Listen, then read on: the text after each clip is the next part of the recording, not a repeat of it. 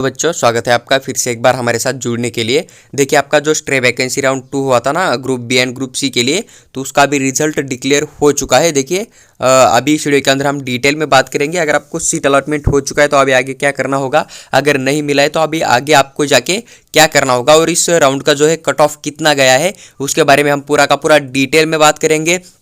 साथ ही साथ आपको डॉक्यूमेंट कौन से चाहिए उसके बारे में हम पूरा यहाँ पर डिस्कस करेंगे। तो आप पूरा वीडियो देखिए, आपका हर एक डाउट यहाँ पर हो जाएगा। देखिए सबसे पहले अगर आपको सीट अलॉटमेंट हो चुका है तो आपको यहाँ पर अगर लास्ट डेट की बात करें ज्वाइनिंग का, तो लगभग 11/11/2023 यानी कि 11 तारीख तक आप यहाँ पर 5:30 PM तक कॉलेज के अंदर जाके अपना एडमिशन यहाँ पर ले सकते हो। देखिए अभी यहाँ से आप बेटरमेंट के लिए नहीं जा सकते हो, आपको एक तो वहाँ पर जाके एडमिशन लेके डिग्री कंटिन्यू करना पड़ेगा, फिर सीट छोड़ना पड़ेगा। आपके पास दो ही ऑप्शन यहाँ पर आपको देखने को मिल जाएगा। देखिए अभी सिलेक्शन लिस्ट आप ध्यान से देखिए, और ये जो सिलेक्शन लिस्ट आपको यहाँ पर देखने को मिल जाएगा ना, तो इसका एक मतलब देखिए यहाँ पर आपको कोई भी रिटेंशन वगैरह जिन बच्चों ने दिया है ना, तो उनके नाम आपको यहाँ पर नहीं नजर आ जाएगा, क्योंकि अभी तक जितने भी लिस्ट आ रहे थे ना, तो वहाँ पर जिन बच्चों को अलॉटमेंट हो चुका था, जिन्होंने वहाँ पर जाके एडमिशन कंडक्ट किया था ना, तो उन्हीं बच्चे के नेम आपको वहाँ पर देखने को मिल सकता था। लेकिन अभी यहाँ पर सिर्फ जिनको फ्रेश अलॉटमेंट हो चुका है ना, उन्हीं का नेम आपको देखने को मिल जाएगा। तो सबसे पहले देखिए अभी जिन बच्चों ने चॉइस दिया है ना, उसके ऊपर डिपेंड करता है। देखिए मैं आपको हर बार बोल रहा था कि आप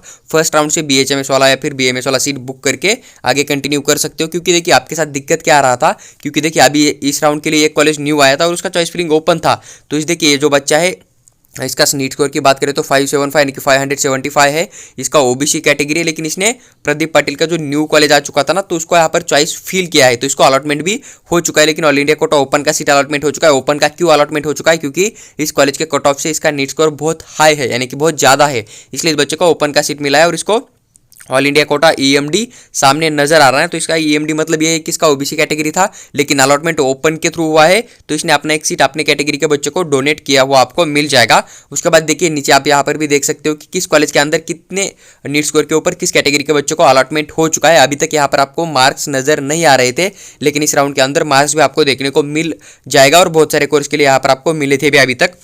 तो एक कट ऑफ आप यहाँ से जनरली बना सकते हो, तो उसका भी डिस्कस हम डिटेल में करेंगे। तो आप पूरा वीडियो देखिए, आपका डाउट हो जाएगा। देखिए अभी कुछ बच्चे हैं उनके सामने मतलब NTC का बच्चा है, PWD मेंशन है, और यहाँ पर अगेंस्ट फिजिकल हैंडीकैप है, यानी कि फिजिकल हैंडीकैप्स के जो सीट उसी कैटेगरी के लिए वैकेंस थे अभी तक फिल नहीं हुए थे ना, वो सीट अगेंस्ट जाके उसी कैटेगरी का बच्चों दिया। इसका मतलब ये नहीं कि आपके पास डॉक्यूमेंट नहीं है, आपको यहाँ पर एडमिशन नहीं दिया जाएगा। आपको अगेंस्ट जाके सीट मिल रहा है तो आपको उस रिजर्वेशन का डॉक्यूमेंट देने की कोई ज़रूरत नहीं होती है, इस बात का थोड़ा ध्यान रखिए। देखिए उसके बाद अगर हम बात करें नीचे कि यहाँ पर मतलब एक आपको EMR देखने को मिल जाएगा। तो EMR का मतलब क्या होता है, जैसे कि देखिए अभी यही बच्चा इधर आया, इसके सामने EMR आया, मतलब जिन बच्चे ने वहाँ पर OBC कैटेगरी के थ्रू EMD अपना सीट डोनेट किया था ना, वही सीट यहाँ पर EMR यानी कि इस बच्चे ने यहाँ पर रिसीव किया है इसको, जो कि नालासोपारा मिल चुका है, और यहाँ पर 399 है। देखिए अभी आपके मन में एक डाउट आ जाएगा कि सर नालासोपारा जो बेस्ट कॉलेज है प्रदीप पाटिल से, तो उस बच्चे का 575 स्कोर था, फिर भी उसे वो वाला मिला, और इस बच्चे को जो है 399 के ऊपर जो है यहाँ पर नालासोपारा क्यों मिला। तो इसका डिफरेंस ये है कि इस बच्चे ने यहाँ पर अभी तक चॉइस नहीं दिया था अदर कॉलेज को, अदरवाइज इसे बहुत अच्छा गवर्नमेंट मिल सकता था, लेकिन इसने अभी तक चॉइस फिलिंग नहीं किया था। इसने सीधा स्ट्रे वैकेंसी राउंड जो अभी एक कॉलेज न्यू आया था और उसका चॉइस फिलिंग ओपन हुआ था ना, उसी को चॉइस दिया। तो इसके पास ऑप्शन ही नहीं था, इसके पास एक ही कॉलेज था, एक ही कॉलेज डाला था, इसलिए इसे एक ही कॉलेज के अंदर अलॉटमेंट हो चुका है, इस बात का ध्यान रखिए। और ये जो बच्चा था इसने पहले से अपना एक सीरीज वाइज चॉइस दे के रखा होगा, इसलिए इसको वहाँ पर सीट अलॉटमेंट हो चुका है कम स्कोर के ऊपर भी। तो ये डिपेंड करता है कि आपने चॉइस फिलिंग किस तरह से कर रखा था। देखिए अभी अगर कट ऑफ की बात करें तो आप पूरा कट ऑफ आप यहाँ से देख सकते हो। देखो यहाँ पर IQ कोटा मतलब आपका जो मैनेजमेंट कोटा होता है ना, तो आपका IQ वाला कोटा होता है। देखिए यहाँ पर BHMS का कट ऑफ आप इजीली बना सकते हो। देखिए जैसे कि ST कैटेगरी का स्टूडेंट है, साई होम्योपैथिक भेवाड़ी मिल चुका है ना, तो ST कैटेगरी का बच्चा है, 109 यानी कि 109 के ऊपर आपको अलॉटमेंट हो चुका है। तो आपको नीचे से ऊपर लिस्ट देख के चलता है, आपको यहाँ पर पूरा का पूरा मतलब मिल जाएगा कि कट ऑफ किस कैटेगरी का कितना गया है। आपको बस यहाँ पर कैटेगरी देख लीजिए, जैसे कि यहाँ पर ST कैटेगरी है, आपको नजर आ रही ना, तो इसके सामने कॉलेज का नेम है, तो ये कॉलेज के अंदर अलॉटमेंट हो चुका है। सामने यहाँ पर जो आपको कोटा नजर आ रहा है, तो कोटा देखिए यहाँ पर सीधा ST है, इस बात का ध्यान रखिए। इसलिए इन बच्चों को जो यहाँ पर 109 के ऊपर जो है सीट अलॉटमेंट हो चुका है। लेकिन अगर IQ सामने नजर आ रहा है तो वो मैनेजमेंट कोटा होता है, इस बात का ध्यान रखिए। तो इस तरह से आप यहाँ पर कट ऑफ बना सकते हो। हालांकि मैं थोड़ी देर के बाद आपको यहाँ पर एक कट ऑफ का डिटेल में वीडियो शेयर करूंगा कि BMS का कट ऑफ कितना गया है, गवर्नमेंट का कितना गया है, साथ ही साथ प्राइवेट का कितना गया है, और BHMS का भी कितना गया है, तो उसके बारे में। तो बस आप चैनल को सब्सक्राइब करके हमारे साथ बने रहिए। देखिए अभी अगर बात करें कि आपको सीट अलॉटमेंट हो चुका है तो आपको आगे क्या करना होगा, और उसके बाद हम बात करेंगे कि अगर सीट नहीं मिला है तो आगे क्या करना होगा। देखिए अगर आपको सीट अलॉटमेंट हो चुका है तो आपको 11 तक यहाँ पर जाके आपको अपना एडमिशन जो है कंफर्म करना पड़ेगा। आपको पूरा का पूरा ओरिजिनल डॉक्यूमेंट लेके जाना पड़ेगा, साथ ही साथ जो भी यहाँ पर आपको फीस है पूरा का पूरा फीस आपको एक डीडी के फॉर्मेट में लेके जाना पड़ेगा। अगर आपका बैंक बंद है तो आप यहाँ पर चेक लेके जाके भी अपना एडमिशन कंटिन्यू कर सकते हो। उसके नेक्स्ट डे आप यहाँ पर डिमांड ड्राफ्ट बनाकर कॉलेज के अंदर सबमिट कर सकते हो, आपको कोई वहाँ पर प्रॉब्लम नहीं आएगा।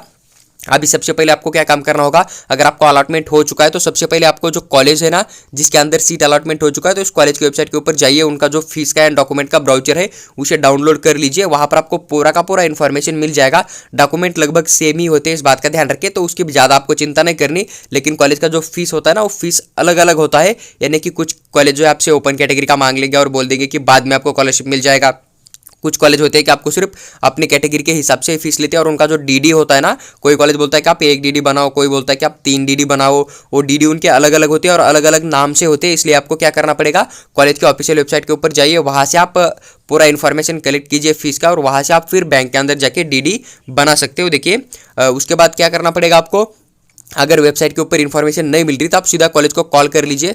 कांटेक्ट हो रहा है तो ठीक है, नहीं तो आप कॉलेज के अंदर जाके भी उनके पास से इन्फॉर्मेशन कलेक्ट करने, उन्हीं सेम सिटी के अंदर अपनी सेम ब्रांच के अंदर जाके आप जो है अपना डिमांड ड्राफ्ट बना सकते हो। आपको ज़्यादा चिंता करने की ज़रूरत नहीं है। देखिए ये होगा अगर आपको सीट अलॉटमेंट हो चुका है तो, और सीट अलॉटमेंट हो चुका है तो आपको यहाँ पर ज्वाइन ही करना पड़ेगा, रिटेंशन फॉर्म देना ही पड़ेगा। अगर आप नहीं देते हो या फिर कॉलेज ज्वाइन नहीं करते हो जाके, तो आप यहाँ पर सीधा प्रोसेस से आउट हो जाओगे नेक्स्ट राउंड के लिए, यानी कि जो भी आप आगे ऑनलाइन होगा या फिर एक आधा स्पॉट राउंड कंडक्ट किया जाएगा ना, वहाँ पर आप एलिजिबल नहीं होते हो, और इस साल आपको फिर से एडमिशन नहीं दिया जाएगा। इसलिए अगर आप इस साल एडमिशन लेके डिग्री कंटिन्यू करना चाहते हो तो आपको जाके एडमिशन लेना कंपलसरी है, इस बात का थोड़ा ध्यान रखिए। अगर आप नहीं लेना चाहते हो तो कोई प्रॉब्लम आपके साथ वहाँ पर क्रिएट नहीं होगा, आप सीट छोड़ सकते हो, लेकिन आपको फिर वही नेक्स्ट ईयर एग्जाम देके फिर से पार्टिसिपेट करके फिर से एडमिशन लेना पड़ेगा, इस बात का थोड़ा ध्यान रखिए। तो देखिए ये हुआ आपका डिमांड ड्राफ्ट एंड आपको सीट अलॉटमेंट हो गया। तो अभी आपको डॉक्यूमेंट की बात करें तो देखिए जितने डॉक्यूमेंट आपने अपलोड कर लिया था ना वो पूरे के पूरे डॉक्यूमेंट आपको यहाँ पर सबमिट करना है। यहाँ पर कौन कौन से डॉक्यूमेंट चाहिए उसके हम लास्ट में डिटेल में बात करेंगे।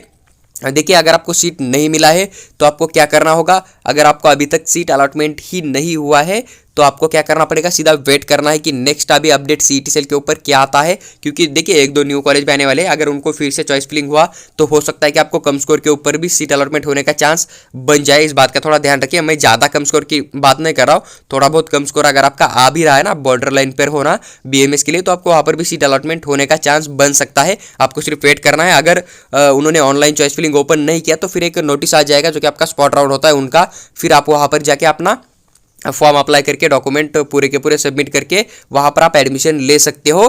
तो अभी बस आपको क्या करना है, सीट अलॉटमेंट नहीं हुआ है तो बस आपको वेट करना है कि नेक्स्ट राउंड का नोटिस क्या आता है, इस बात का थोड़ा ध्यान रखिए। और अगर आप मतलब आपको लग रहा है कि मुझे नहीं BMS ही करना है तो आप क्या कीजिए, आपका नीट्स का जो स्टडी है ना वो भी कंटिन्यू कीजिए और स्पॉट राउंड के लिए भी ट्राई कर सकते हो आप, बिल्कुल आपको कोई वहाँ पर प्रॉब्लम क्रिएट नहीं होगा। और जो आपका एक कॉमन डाउट आता है कि सर IQ का मतलब क्या होता है, तो IQ का मतलब मैनेजमेंट कोटा होता है, तो यहाँ पर सीट अलॉटमेंट BMS को भी आपको देखने को मिल जाएगा IQ कोटा के थ्रू, इस बात का थोड़ा ध्यान रखिए। देखिए जो भी आपका एक डाउट था मैंने यहाँ पर डिटेल में थोड़ा बहुत डिस्कस किया है। अभी मैंने आपको कट ऑफ किस तरह से बनाना है वो भी मैंने आपके साथ शेयर किया था। तो अभी हम बात करेंगे कि आपको यहाँ पर डॉक्यूमेंट कौन कौन सा सबमिट करना है। अगर डॉक्यूमेंट की बात करें तो जो गवर्नमेंट आयुर्वेदिक कॉलेज है ना आपका नांदेड़ का, तो उसके जो ऑफिशियल वेबसाइट है वहाँ से मैंने PDF डाउनलोड कर लिया है। सबसे पहले आपको जो डिमांड ड्राफ्ट बनाने होते हैं ना, तो आपको 1, 2 या 3 डिमांड ड्राफ्ट गवर्नमेंट कॉलेज में बनाने होते हैं, और वही प्राइवेट कॉलेज के अंदर जो है अलग अलग होते हैं, अलग अलग नेम से आपको बनाना होता है। देखिए डॉक्यूमेंट के अंदर सबसे पहले आपको सिलेक्शन लेटर चाहिए, यानी कि जो अभी अलॉटमेंट हो चुका है ना, तो उसका आप लेटर CET सेल के ऊपर से डाउनलोड कर सकते हो, तो आपके पास होना चाहिए। उसके पास ऑनलाइन एप्लीकेशन फॉर्म भी आपके पास होना चाहिए, जो आपने महा CET के ऊपर फिल किया था ना, अभी रजिस्ट्रेशन फॉर्म फिल किया था ना, तो उसका प्रिंट भी आपके पास होना चाहिए, इस बात का ध्यान रखिए। देखिए उसके बाद आपके पास एक नीट का एडमिट कार्ड होना चाहिए, हॉल टिकट जो कि आपने एग्जाम को जाते टाइम लेके रखा था। उसके बाद आपके पास नीट का मार्कशीट होना चाहिए, नेशनलिटी होना चाहिए, डोमासाइल होना चाहिए, और ये दोनों कभी कभी एक ही फॉर्मेट के ऊपर होते हैं, तो एक ही फॉर्म के ऊपर हो गए तो भी चलेगा, कोई प्रॉब्लम आपको वहाँ पर भी देखने को नहीं मिल जाएगा। उसके बाद आपके पास SSC का पासिंग सर्टिफिकेट होना चाहिए, जो कि आपका उसके ऊपर DOB यानी कि डेट ऑफ बर्थ लिखा होता है, उसके प्रूफ के लिए आपके पास अवेलेबल होना चाहिए। सेम SSC का भी होना चाहिए। उसके बाद SSC का मार्कशीट होना चाहिए, और HSC का यानी कि 10th एंड 12th क्लास का जो है ना, प्लस 12th क्लास का दोनों का मार्कशीट आपके पास होना चाहिए, इस बात का ध्यान रखिए। उसके बाद देखिए नीचे आपको एक कॉलेज लिविंग यानी कि आपके पास एक टीसी भी होना चाहिए। इस बात का ध्यान रखिए। आपने किसी भी मतलब देखिए कोई बच्चा भी 12th क्लास से टीसी निकाल के रखा होगा तो भी चलेगा। अगर कोई बच्चा यहाँ पर पढ़ाई कर रहा था फर्स्ट ईयर सेकंड ईयर में तो वहाँ से भी आप टीसी रिमूव करके एडमिशन के लिए जाओगे तो भी चलेगा, कोई प्रॉब्लम आपको वहाँ पर भी देखने को नहीं मिल जाएगा। अगर आप रिजर्व कैटेगरी में आते हो तो आपके पास एक कास्ट होना चाहिए, उसके बाद एक कास्ट वैलिडिटी होना चाहिए। अगर आप ओबीसी या फिर फीजेएनटी के अंदर आते हो ना, फीजेएनटी के अंदर एनटीबी आता है, एनटीसी आता है और एनटीडी आता है। इन कैटेगरी के अंदर अगर आप आते हो तो आपके पास एक नॉन क्रिमिलेयर या फिर एसबीसी कैटेगरी होता है ना, तो यहाँ पर आप आते हो तो आपके पास एक नॉन क्रिमिलेयर होना चाहिए और उसका वैलिड डेट देखिए यहाँ पर 31/3/2023 तक वो वैलिड होना चाहिए। इस बात का ध्यान रखिए। उसके बाद देखिए अगर आपने ईडब्ल्यूएस इकोनॉमिकली वीकर सेक्शन हो, ओपन कैटेगरी में आते हो लेकिन आपका इनकम 8 लाख पर ईयर से कम है तो आपके पास ईडब्ल्यूएस होगा, तो आपने अप्लाई किया होगा तो आपको ईडब्ल्यूएस होना चाहिए आपके पास, तभी आपको यहाँ पर कैटेगरी का बेनिफिट मिल जाएगा या फिर एडमिशन के लिए आपको कोई प्रॉब्लम नहीं आएगा। उसके बाद देखिए फिजिकल फिटनेस यानी कि आपको जो मेडिकल फिटनेस एच के फॉर्मेट में चाहिए था ना वो आपके पास अवेलेबल होना चाहिए, जो कि ब्राउचर के अंदर था उसी हिसाब से आपके पास ओरिजिनल अवेलेबल होना चाहिए। उसके बाद देखिए माइग्रेशन का जो है ना, अगर आपको नीड है तो देना पड़ेगा, उसकी कोई जरूरत नहीं। देखिए गैप एपीड्यूट अभी जिन बच्चों ने फ्रेश 12th पास आउट किया था ना, इसी साल 12वीं पास आउट हो चुके थे या फिर जिनका current admission first year second year में चल रहा था तो उनको गैप देने की जरूरत नहीं है। लेकिन जिन्होंने 12th क्लास लास्ट 2 ईयर या फिर 3 ईयर पहले पास आउट किया था लेकिन एडमिशन कहीं भी नहीं डाला था, टीसी घर पे रखा था या फिर कॉलेज के अंदर ही था, तो उन बच्चों को यहाँ पर गैप देना पड़ेगा, जो कि ओरिजिनल होता है कि एफिडेविट बॉन्ड पेपर के ऊपर आपको बनाकर वहाँ पर सबमिट करना पड़ेगा।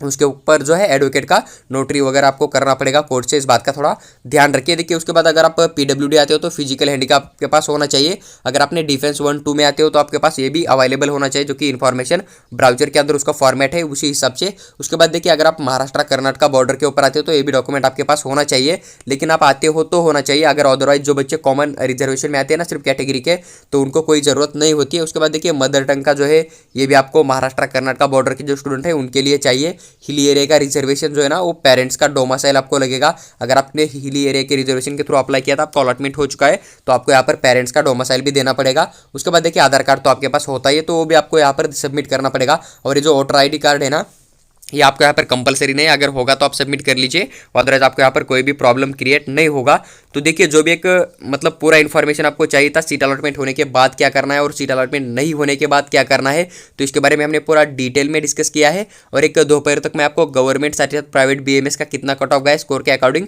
आपके साथ शेयर करूंगा। साथ ही साथ बीएचएमएस का जो है वो भी मैं आपके साथ शेयर करूंगा, लेकिन आप सिलेक्शन लिस्ट देखिए आपको एक आइडिया मिल ही जाएगा, लेकिन फिर भी मैं वो आपके साथ शेयर करने की पूरी कोशिश करूंगा। बस आप चैनल को सब्सक्राइब करके हमारे साथ बने रहिए ताकि फ्यूचर का कोई भी अपडेट हो जैसे हम शेयर करेंगे तो आपको जल्दी से मिल जाएगा। अगर आपको अभी भी कुछ डाउट बच जाता है ना, तो हमारा एक पर्सनल कॉल के लिए चार्ज है 300 रुपीज़, तो आप व्हाट्सएप के ऊपर मैसेज कर दीजिए। इसके ऊपर हम आपके साथ कॉल के ऊपर बात करके आपका हर एक डाउट क्लियरली सॉल्व करने की पूरी कोशिश करेंगे। जब तक आपका एडमिशन प्रोसेस कंप्लीट नहीं होता है तब तक इस बात का थोड़ा ध्यान रखिए।